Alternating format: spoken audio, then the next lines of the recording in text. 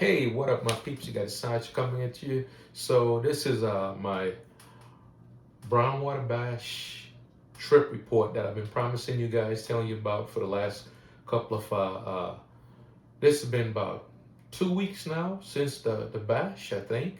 So, but again, I've been holding back. Didn't want to get out over my skis, so to speak, because I want to let Ed and Jeff do the official uh, brown water bash trip report, and I'll just give from my perspective. So I'm just waiting for those guys to go ahead and put that out, and when they put it out, I'll go ahead and so that's why you've seen this, because they probably that you're seeing this now because they have just did the brown water bash official trip report. So here it goes. This is from my perspective. So let's get into it. So day one, left out of here, left out of Texas, went down to Biloxi, got in there about 4:30, got checked into the Beau Rivage. That's what me and the wife like staying there. It's great atmosphere, great place, you know. So we got settled in our room and had already we got this on the group chat.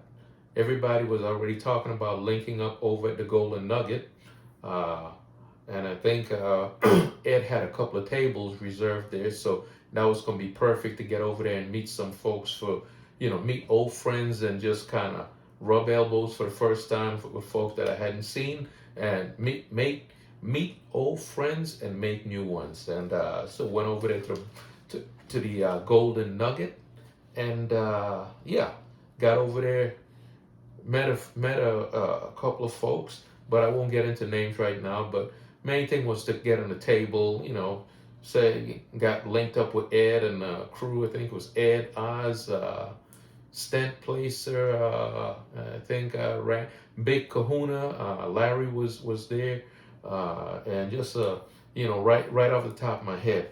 But anyhow, so we got on the table, bought in for 1K, and it was I think it was a 12-foot table. Tables at the Golden Nugget, excellent table, great bounce, love them. As opposed to like the Beau Rivage or something else, which has friggin' trampoline, but I'll get into that later on. So bought in for 1,000. Played for a couple of hours, then I didn't really get anything going. I think I had a decent roll, actually. I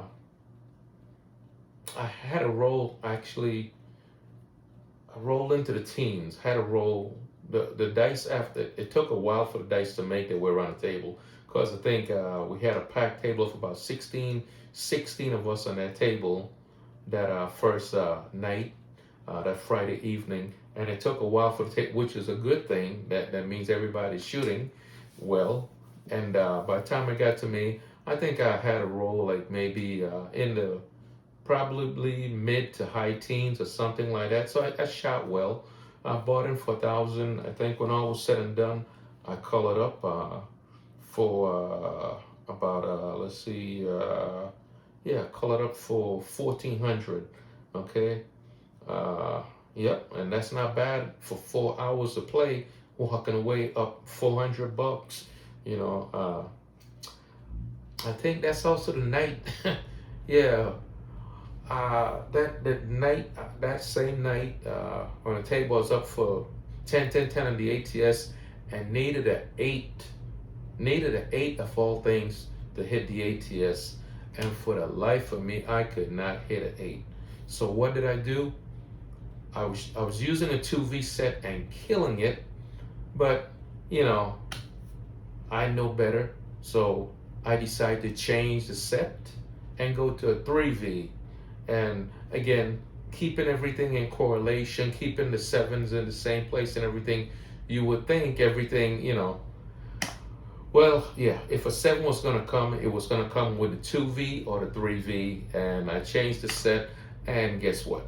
The 7 came. So even if it was a 2V, the 7 would have probably came. But I believe if I had stuck with a 2V, probably, I don't know, just, it's one of them things. Like the Big Kahuna says, don't go chasing waterfall. And that's what I did. I changed it, and as soon as I changed the set, I promptly sevened out, trying to hit an 8 for the 8 to complete the ATS. So that was, yeah, that one still haunts me. I left that 8 hanging. Okay, so let's see. I got some notes here. I'm just going through my notes real quickly. Yep, when chasing waterfalls. Anyhow, after that, I think I colored up. So, like I said, colored up in for 1,000, out for 1,400. Left there, went back over to the bow. Went to the. By that time it was late, so there wasn't much folks on the tables over at the bow. There was a crapless crab table with one guy on it. Okay, so I decided to join him on the table. Bought him for $400. It was just him and his wife. She wasn't shooting. I bought in 400, and he was just winging and flinging. When I say winging and flinging, he was just, oh man, just slamming him against the back wall. Dice flying off the table. I'm constantly running, go pick him up, all that stuff. Finally, after about 5 or 6 rolls, he sevens out. So I go, the dice came over to me. I, take my time, set him, and again, he's one of these guys. I could hear him under his breath. This mother just throw the fucking dice, I'm like, okay. I ain't paid him no attention, stuck on my program. Had a 3 roller, very short roll. The dice quickly went back to him. He went back to winging and flinging. He PSO'd. The dice came back to me. I had I took my time. Every time I started setting the dice, he throws his hand up and starts shaking his head and, talking under his breath. I ain't paying him no attention. This is how I roll. So I again had another short roll, about a 4 roller this time. The dice went back to him, so again, he PSOs right away. The dice came right back to me, and he's bitching, raising holy hell and all that. I'm like, okay, whatever. So I decided, I say, you know what? I changed my mechanics a little. I got a secondary chopper toss that I do. Same chopper, I just use a slightly different mechanic. And I went to the all 7 set. And guys, let me tell you, first off, the tables at the bow, all of them are bouncy as hell. Friggin' trampoline. I wouldn't recommend anybody wasting their time if you into any type of DIing, dice setting, anything. Don't waste your time over at the bow if you happen to be in Biloxi, okay? And I would say the same for the damn Golden Nugget in Vegas, because I don't know, the tables are trampoline. But anyhow, so I changed. I go to the L7 set, and I commenced to go on a friggin' monster roll. Had a nice 25 roller, and actually 15 rolls in, the guy looked over to me and he said, yo, bro, hey, man, sorry about everything I said. I know I've been down here being an ass, but you can shoot. I like, all right. 2 rolls later, I hit the tall. He was like, he started celebrating. He's like, you the man, you the man, you the man. Okay, yeah.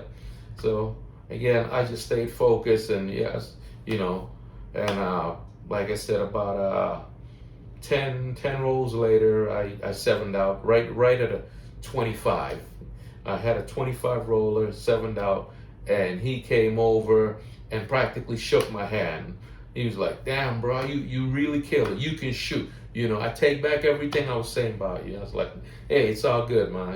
I just let it slide off my back. You play this game long enough, you're gonna get shit at the table, not just from the dealers every now and then, but you're gonna get heat from other players who just don't like dice setters, so, oh well, to each his own. All right, so anyhow, that's how that session went down, okay? Came to an end. I had bought in for 400, and colored up 1250.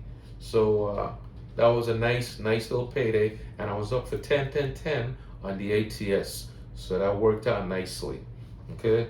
Uh, so yeah, that was that Friday night when we got in. Saturday was the big day, the meet and greet over at Golden Nugget. So about me and the I'm a late sleeper. Me and the wife slept in. Went and we didn't leave there till about quarter till 2, and head over to the Golden Nugget for the meet and greet. And guys, let me tell you, the meet and greet was just special, man. Just that's what it's all about. That is really what it's all about.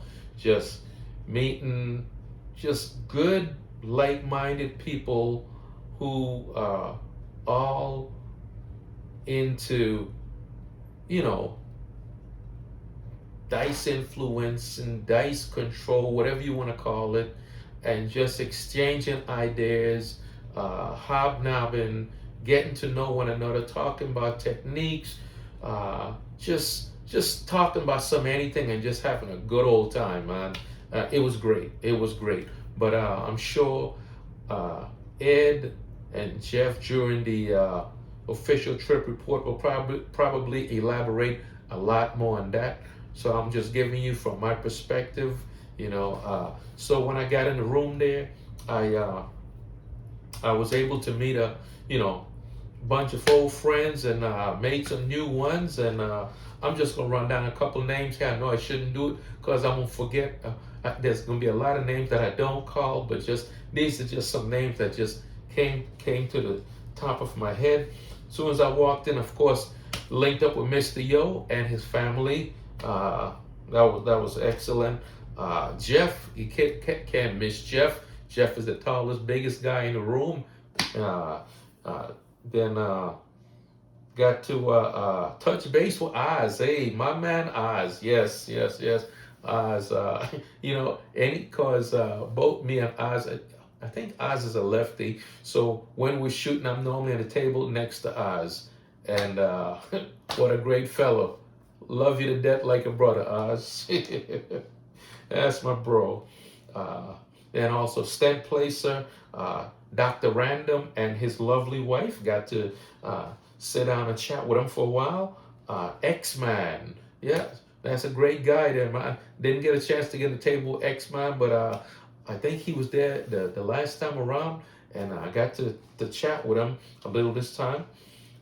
Cajun Craps. Last time Cajun Craps wasn't there, got to see him this time, and found out that he was a little sick. And hey, bro, hope you're doing well and you're recovering great. And I am still doing well. Okay, and you know what I'm talking about here. Okay, Florida Craps. I got to meet my man Florida Craps for the first time. I've been talking to Florida Craps now for years and years. It's great to finally put a face with people that you've been talking to, through the internet, YouTube, and all this stuff. And and it was just great to chat with him and exchange idea, give advice, give a few tips here and there. So big shout out to Florida Craps. Let's see, Old School. Yep, got to see Old School. Always great seeing you, brother. Ted Special Delivery. Hey, yeah, Ted, it was nice to see Ted. Got to shoot with Ted on the table. A lot of people, there was so many of us there, it was kind of just getting where you fit in, go play with a group after the meet and greet. So, it was great to get on the table with Ted. Let's see, Justice Jen. Hey, Justice Jen, well, we know Justice Jen is a staple when it comes to these things, and there'll be no brown water bash without Justice Jen. So love her like a sister. Sweet Lou, yep, Lou was there. Got to chat with Lou. There was a whole bunch of folks that I'm just calling a few that I personally got to chat with, and they just come to top of my mind. Brother Waylon, and his lovely wife, girlfriend, I'm gonna say wife. Waylon, always great seeing you, bro. Uh, Sideshow Gamble. Hey, it was great meeting Sideshow. Chris, I hadn't, this was the first time I got to meet him, and it was just nice getting a chance to chat with him. So these, I've watched Sideshow Gamble on YouTube now, just like you have for many, many, many years now, and it was great to see him. Nina, my homegirl from Trinidad. I got to shake her hand. I've been talking that again. It's just great to put a face with people that you've been chatting with on YouTube forever. Bootlegger. Bootlegger's always there. Great man. Hey, yep. And then Mark Evangelisto. Let me tell you, when we first started doing live fantasy crap, Mark Evangelisto used to be on there with us shooting and stuff. And then he kind of, faded in the background and hadn't seen or heard from him in a while. And probably 3 or 4 years. This is the first time I got to meet Mark. We used to have to say Mark E and Mark K because we had Mark Evangelisto and Mark Kilgore. And anyhow, Mark E was there, and Mark, it was just great finally getting to meet him, shake his hand, put a face with him, and what a shooter, what a hell of a shooter. Okay, great guy, man. So again, like I said, there's a whole bunch of for the folks I could go on and on with names, but then this video is just gonna be names. So let's keep it going. So anyhow, after the meet and greet, we went downstairs, got on the table. I think Ed had a couple of tables reserved out. And between our crew, we had surrounded 3 tables. I think one was definitely reserved, and the other 2, I think we just kind of took over. I was able to get on a table down there, and let's see, was this? I think it was a regular table. Or was it? I think it was a 14-footer. Anyhow, I got on the table, and the infamous Dr. Random was next to me. Dr. Random is Mudslide Mike's buddy. That's his hanging partner. And let me tell you, Dr. Random, my ass, we need to be calling him Dr. Precision. That guy can shoot his ass off. Don't let the name get you. He was, because I shoot from stick right. I think he shoots from stick right, or just happened to be shooting from stick right that night. And me and him was there chit-chatting as we were shooting, and great guy. And dice, when the dice came around to me, I had I bought it for 1,000. The table was kind of choppy a little. We had a couple of good rolls going around. Dice came around to our side. I shot maybe a 5 or 6 roller. Then the dice went to Dr. Random, and man, he commenced to going on a sweet roll, probably in the high teens, if not 20, and also he hit the tall, and but it was a little story to go along with that. I had put 555 on the table, but apparently they didn't book the bet, and I don't know what happened to the money. I know I put 555 out there, and when he hit the ATS, that's when I told the dealer, hey, what happened to my 555? And they called upstairs to the Eye in the Sky, and they said they couldn't figure it out. And I was like, okay, whatever. I just didn't bother getting into it too deep. So anyhow, but he shot great, and regardless of what, I made money on the damn roll. And then right after that, the dice went to Rock, and let me tell you, guys, Rock is a hell of a shooter. Rock went on a roll. Rock had a sweet roll, and not only did he make the small, he made them all. So that was a nice payday. I was up for a nice 555 on that. So yeah, that worked out nicely. Uh, so yep, after he hit him, uh, like I said, I think after that, yeah, I went ahead and left there and colored up in for 1,000, out for 1,400. So that worked out nicely. Uh, then left there and went over to Harrah's to go do a little shooting with Mr. Yo, and I'm gonna call him the Atlanta crew or the G crew, okay? Cause everybody there has been trained by G in some by Gargoyle in some fashion. So they are from out of Atlanta or the South Carolina area, something like that. They normally the Cherokee crew, but anyhow. So linked up with Mr. Yo over at Harrah's, was able to get on the table there, and I couldn't get anything going. The dice came to me. I think I might have shot once, but here's the kicker. First off, the tables there was a little bouncy for me, okay, and but the whole thing was there was this one guy in the table that was just loud and obnoxious, okay, and he wasn't drunk or anything. He was just friggin' rude, and I think he got into it with one of our crew. I forgot the guy name, but he got into it with one of our guys, and then right after that he got into it with one of the dealers, raising holy hell with one of the dealers, and I'm not exactly sure what happened, but I know right after I shot, the dice went to him. I had a fairly decent roll, nothing to write home about, maybe a 3 or 4 roll or something. Then the dice went to him, and it was crapless crap, and he had just made a comment. Nobody in the fucking table can hit a 12. And the dice came to me, and I hit a 12. He's like, finally, somebody hit a 12. I can get paid, and blah, blah, blah. And, you know, and I might have had 1 or 2 more rolls and 7'd out. And, then the dice went to him, and shit, he had another short roll. Dice went to Mr. Yo. Mr. Yo shot decent. And then I forgot my homeboy from St. Croix that hangs with Mr. Yo. He had a decent roll.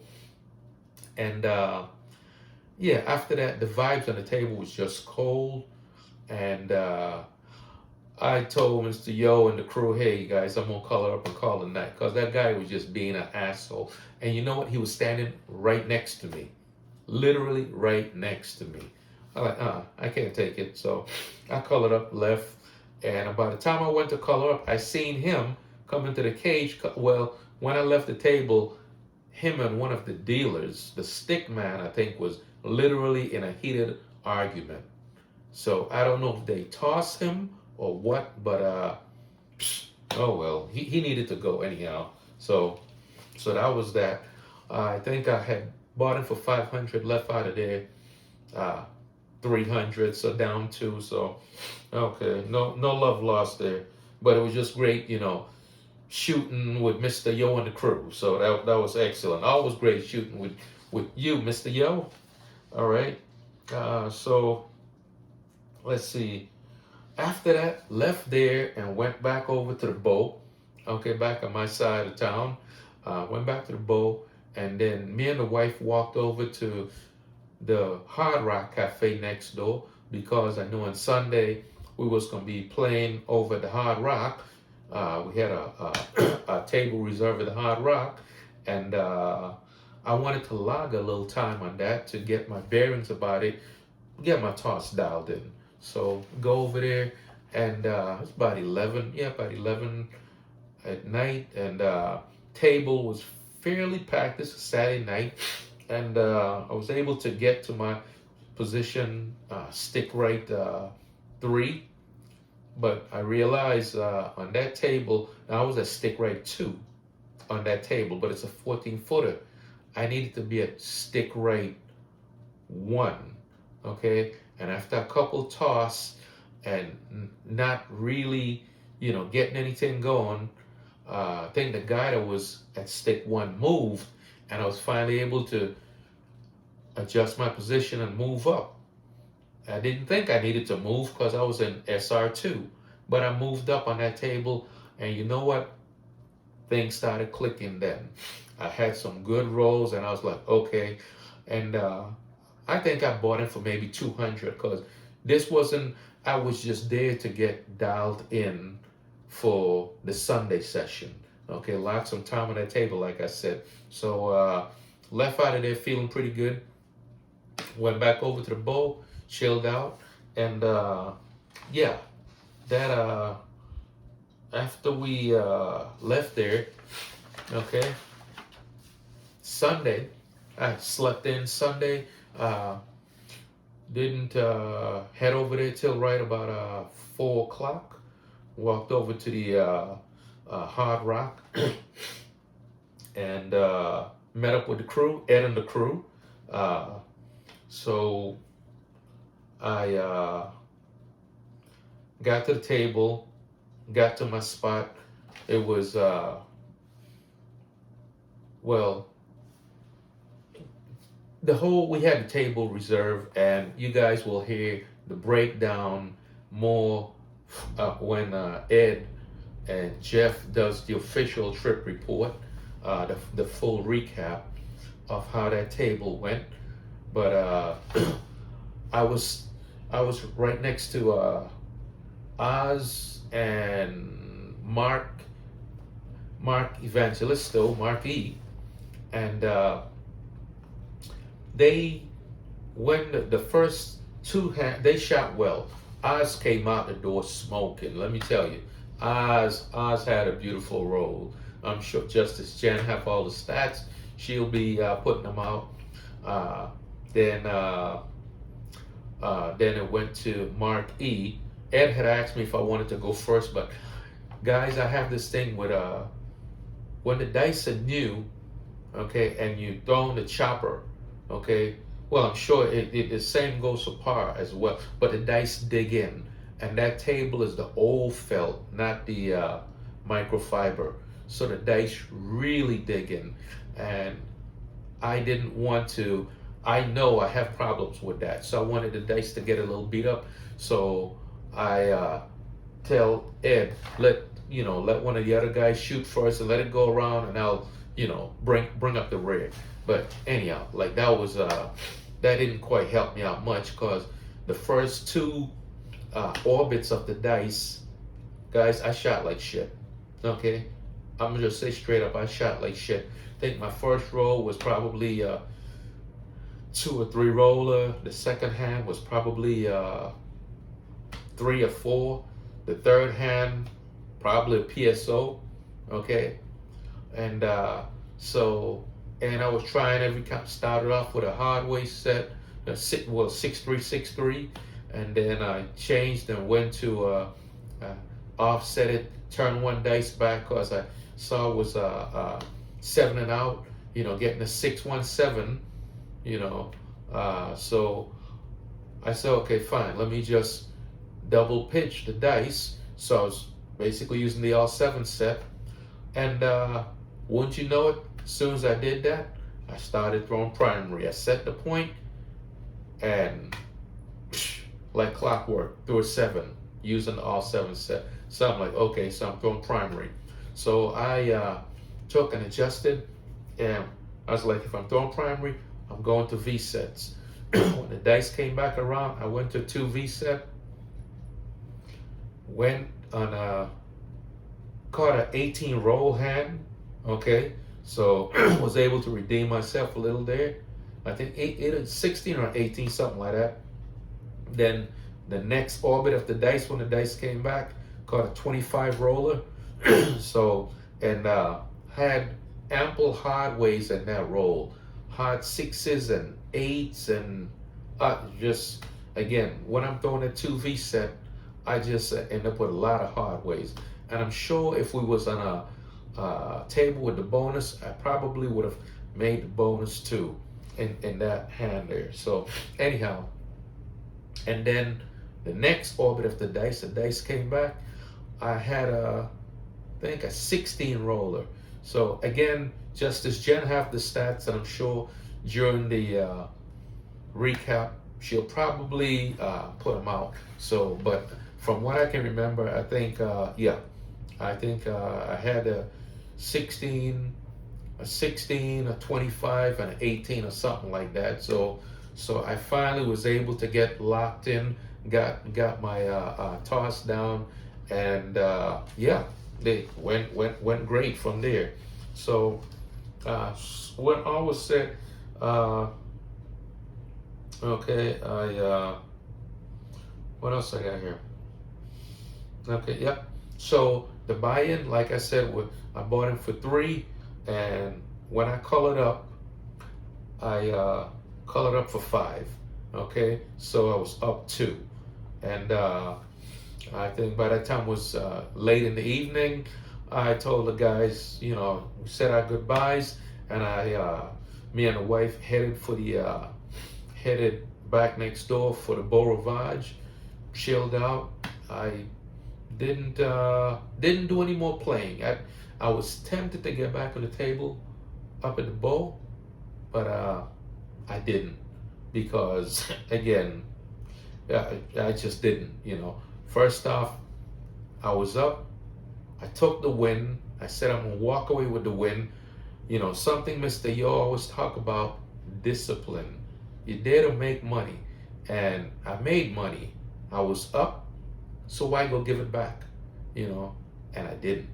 I walked away with a nice 2K of Biloxi Casino's money. So there you have it, folks. Yep, that was my little soiree down to Biloxi for the Brownwater Bash 4. And I'm just going to say this about the Brownwater Bash. BWB 4 was a resounding success. Ed, Jeff, Oz, everyone that's involved, I'm sure. There's a bunch of names that I don't know of. Everyone behind the scene did an excellent job in putting together this whole thing. And man, guys, I can't say enough, about the people that I met there, the friendship I've made, and just the fellowship and the camaraderie there was excellent. And I look forward to doing it again next year. Hopefully, maybe, I'll see you there. So that's been my Brownwater Bash trip report. Yo, it's been Asaj. Stay safe, my peeps. Asaj out.